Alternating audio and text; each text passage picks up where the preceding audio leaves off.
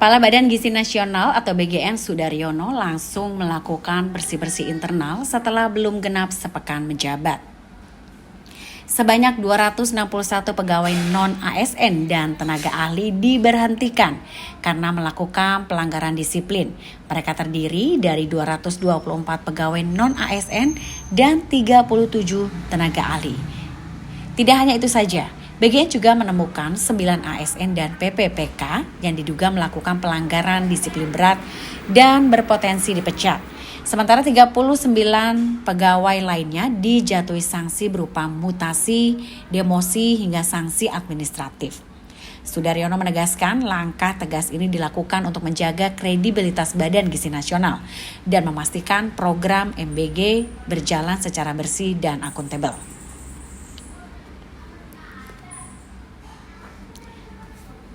Pelanggaran yang ditemukan pun beragam, mulai dari ketidakdisiplinan, keterlibatan dalam praktek perjudian, pencurian, hingga dugaan meminta uang kepada mitra program MBG. Tidak hanya kepada pegawai saja, BGN juga menjatuhkan sanksi kepada ratusan dapur SPPG. Sebanyak 833 dapur SPPG disuspend secara permanen karena terbukti melakukan pelanggaran. Sudaryono juga memberikan peringatan keras kepada seluruh kepala SPPG agar tidak sama sekali meminta fee ataupun pungutan liar kepada mitra dan yayasan pelaksana program MBG. Ia juga menegaskan kepala SPPG yang terbukti meminta fee akan diberhentikan dan berpotensi diproses secara hukum. Sudaryono juga meminta pers, mitra, dan juga vendor untuk segera melapor apabila menemukan praktek pungutan liar dalam pelaksanaan program makan bergizi gratis. Langkah bersih-bersih yang dilakukan oleh Sudaryono ini menjadi sinyal dimulainya pembenahan menyeluruh di tubuh BGN demi untuk menjaga kepercayaan publik terhadap program unggulan pemerintah tersebut. Saya ingin menyampaikan beberapa hal terkait Badan Gizi. Ini adalah hari kesekian saya, belum genap 1 minggu sebagai kepala BGN yang baru, dan saya berusaha untuk sesegera mungkin mengidentifikasi persoalan.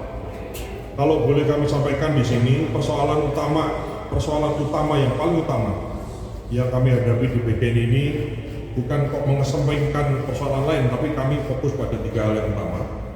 Yang pertama adalah adanya perilaku atau tindakan koruptif yang ada di BGN ini, yang sebagaimana Anda semua juga tahu bahwa sudah ditangani oleh kejaksaan, dan kita pada intinya terkait tindak pidana korupsi ini menyerahkan sepenuhnya mekanisme penanganannya kepada pihak yang memang menangani, yaitu kejaksaan.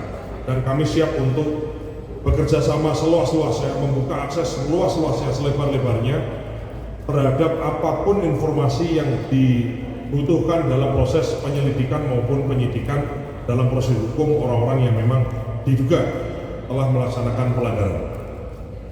Yang kedua yang menjadi tantangan kami selanjutnya adalah bagaimana kita memastikan bahwa tata kelola yang baik dalam penyelenggaraan makan bergizi gratis, sekali lagi ini namanya makan bergizi gratis, bukan makan enak gratis, bukan makan banyak gratis, ya ini makan bergizi gratis, kecukupan gizinya lah yang menjadi tolak ukurnya.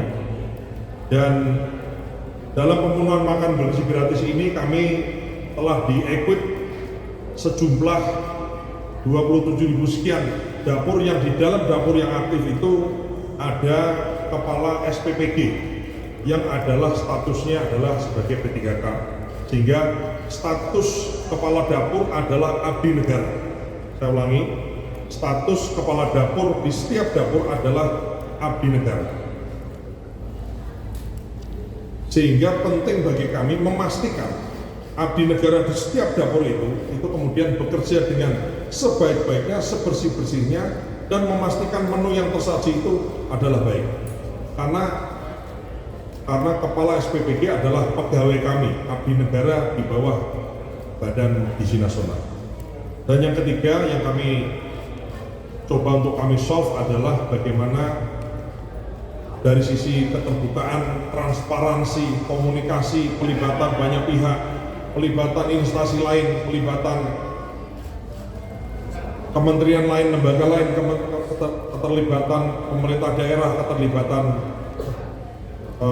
dinas-dinas itu kemudian, dan keterlibatan publik dalam mengawasi apakah itu menu, apakah itu penyaluran, apakah itu dapur, kebersihan, dan lain-lain, maka kami berusaha untuk memperbaiki ketiga itu. Bapak dan Ibu semua yang saya hormati, per hari ini tanggal 27 Juli 2026 kami mencoba untuk bersih-bersih, kami mencoba untuk kemudian yang melanggar kami berikan sanksi, dan hari ini kami beri pengumuman bahwa per hari ini kami telah memberhentikan 261 pegawai non ASN ya, yang terdiri dari 224 pegawai non ASN dan 37 tenaga ahli. Pegawai non ASN ini diberhentikan salah satu dan paling besar adalah karena diduga adanya pelanggaran, tidak disiplin, dan lain-lain. Selanjutnya, proses hukum. Ini asalnya mana sih? Udah nggak usah deh, kalau nggak bisa di zoom gitu nggak usah. Di ini aja, semua di zoom, nah itu aja. Nah, nggak bisa. Selanjutnya kami telah memproses, ada temuan 9 melakukan pelanggaran berat atau disiplin berat.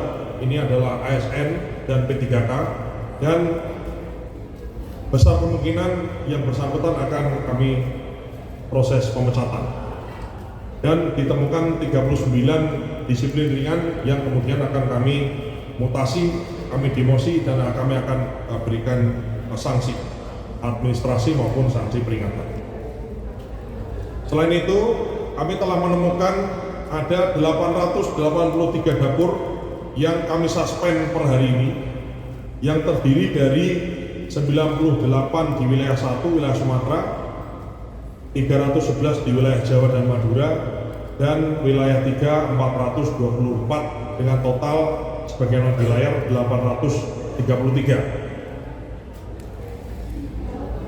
Dapur yang disuspend secara permanen ini itu bukan kayak yang lalu, misalnya dulu kan disuspend tapi tetap dibayar. Kalau ini udah suspend, tutup, nggak dibayar.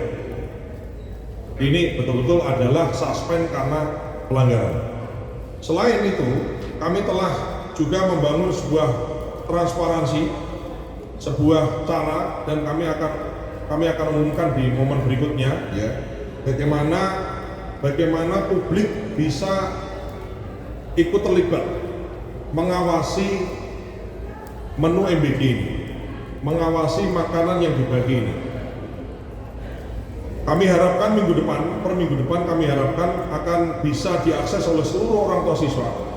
Jadi orang tua siswa bisa mengakses by system, itu kemudian anaknya sekolah di mana, karena sekolah itu dapat makan MBG yang menunya apa, dan kemudian menu itu dimasak di dapur yang mana, dan kepala SPPG-nya siapa. Jadi pihak terkait atau stakeholder bisa mendapatkan informasi itu, termasuk kandungan gizi di menu itu ya. Orang tua siswa, kemudian ada orang tua siswa, kemudian guru, kepala sekolah, dan juga kepala daerah, dinas-dinas bisa kemudian mengakses informasi ini. Selain itu, akan kami perbaiki tampilan informasi di layanan website atau di layanan kami, bagaimana publik juga bisa tahu berapa jumlah dapur, berapa jumlah dapurnya, berapa jumlah dapur di kecamatan mana, berapa jumlah dapur di kabupaten mana, berapa penerimaan rawat. Ini akan kita perbaiki. Kasih saya waktu beberapa hari ini untuk kami perbaiki, sehingga Bapak Ibu semua mungkin tidak perlu kemudian bertanya secara manual, tapi by system bisa kami provide.